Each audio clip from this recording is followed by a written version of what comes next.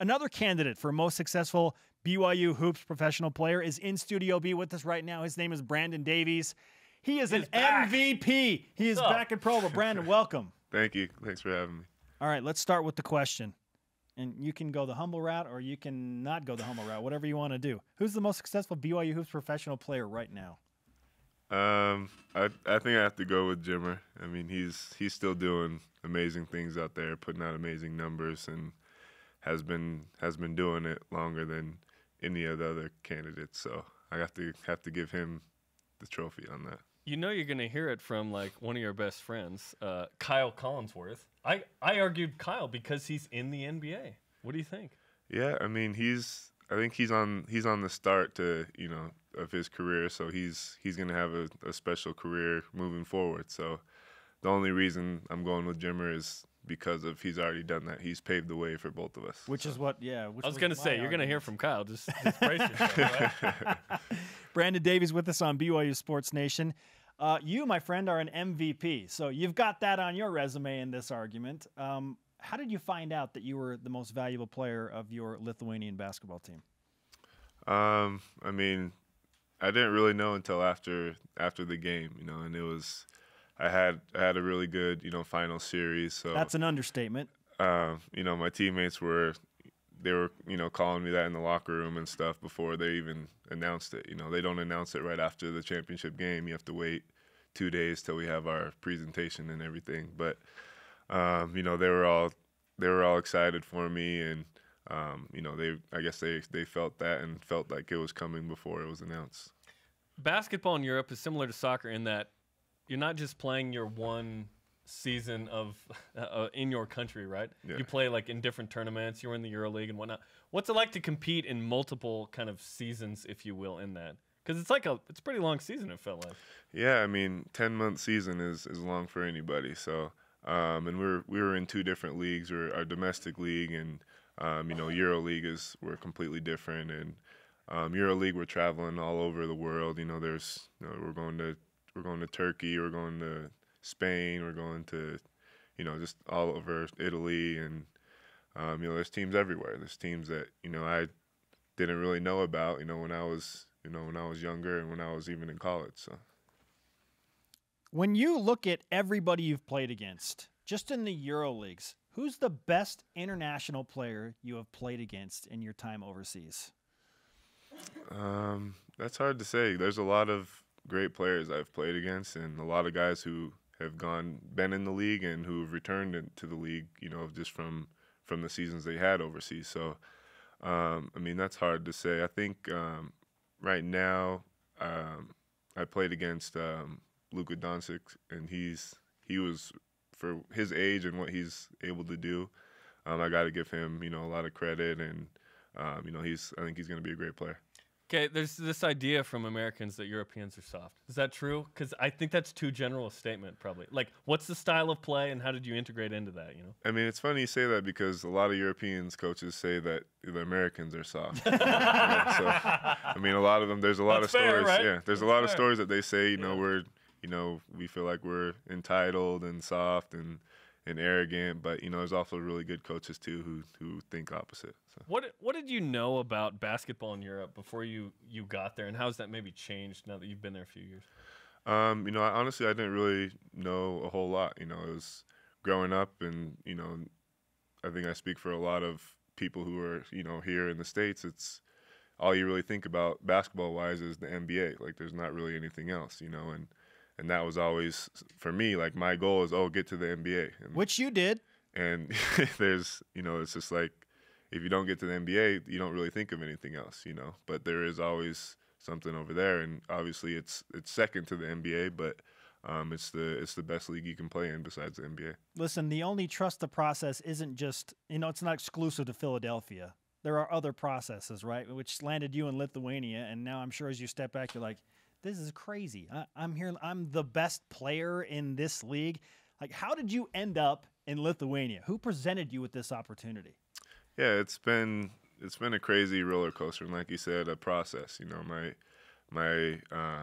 think I ended with the Brooklyn Nets. Went to my first year in France. I played 4 months there, and it seemed like I was there for 10 months. You know, I was miserable, just, you know, first time out of the country. So it was definitely a learning experience. So I went from that, then I went to played in Italy, had a good season there. Went to Monaco, had a decent season, and then I, you know, hired a new agent who got me this deal in Lithuania, which was the top league you can play in. So everything from there, just kind of every year I got a little better, and every year it just made a push to a different league. So it was definitely a process. Kevin Pangos, people remember him from Gonzaga, was on your team. What was it like to be teammates with him? I mean, I remember the first day, you know, getting there, just letting him know, like, look, I don't really like you, but we're gonna have to work together. But no, he's a great guy. All jokes aside, and he was a fun guy to play with. I got to give him a lot of credit for a lot of success I had. You know, he finding me when I was open, and he was obviously knew what I was capable of, and same with him, and so it was pretty easy to you know, gel and work together. You had to take your team to dinner in April when you were the EuroLeague Player of the Month or whatever. There's like this deal that you were telling us about last time we talked to you on the phone. Did you invite Kevin to that dinner? Well, we ended up just ordering sushi to the arena, which ended up costing more because you have to pay for, you know, everything that comes to, you know, the catering and stuff. But you know, it was fun. Everyone was there. The coaches hog most of the sushi, but it's always fun to you know, feed your teammates. What was the thing or things that you missed the most living overseas? And how did you connect, I guess, with your friends and family back home?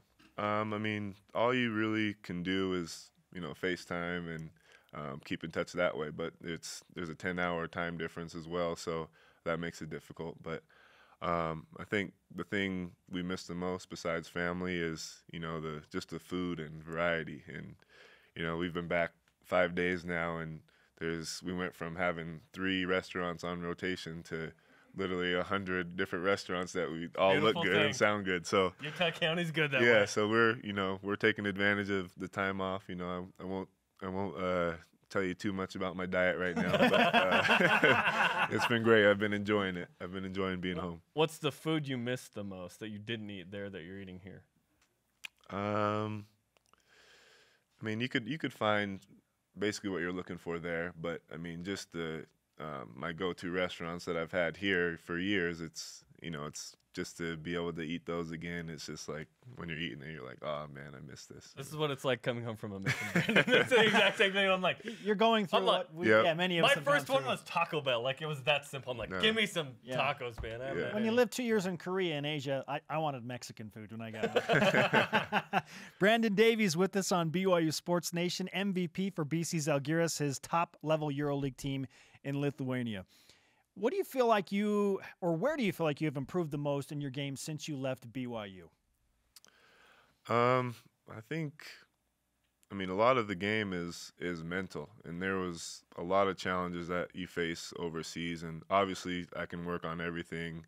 I can, you know, try to shoot better, try to play better defense, but as far as growing mentally and being able to handle the grind of the season, having to handle how coaches there are so much different than coaches, you know, here. You How know, so? they're, you know, just as far as like their schemes and far as their culture is different. They talk to people differently there, and you have to be man enough not to be offended by how A little more straightforward.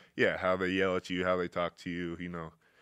And so that was definitely a learning experience for me. My first time overseas in France, I didn't really gel too much, you know, didn't really understand why they're screaming at me for one possession, you know, but they add up, and you learn that, you know, as you get better. And so a lot of the learning was just knowing how important the little things are, and focusing on that during the course of the season and throughout a game. Well, it's been super fun to see your success there because Yeah. we first saw you. We were 2 wannabe broadcasters at BYU doing Provo High games when you were a freshman. Little 5'9" Kyle Collinsworth, and then state champ Chris Collins. You've come a long ways, battling Bronson Kafusi and the guys at Tempe. Like, those are some fun times, man. Yeah, it's been a long ride from Provo. So Provo, dude. Yeah, That's what's you up. remember, Brandon. Of course, Yeah. I remember. I remember being a freshman and seeing, you know, you guys with the little camcorders filming our games and just being like, they're filming our games.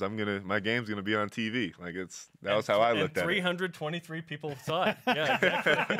On tape delay. Yeah. Yes. Brandon, great stuff. Quick hitter. Are you playing with Team Fredette in the basketball tournament?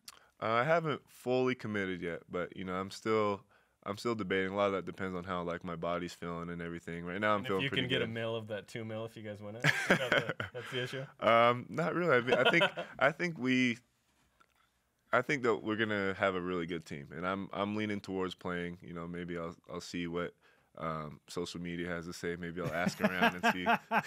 Yes, play it up, man. Yeah, so Let's go. we'll see. It'll be my decision, so we'll see. Brandon, great to talk with Yeah. you, man. We wish you the best in your future basketball endeavors.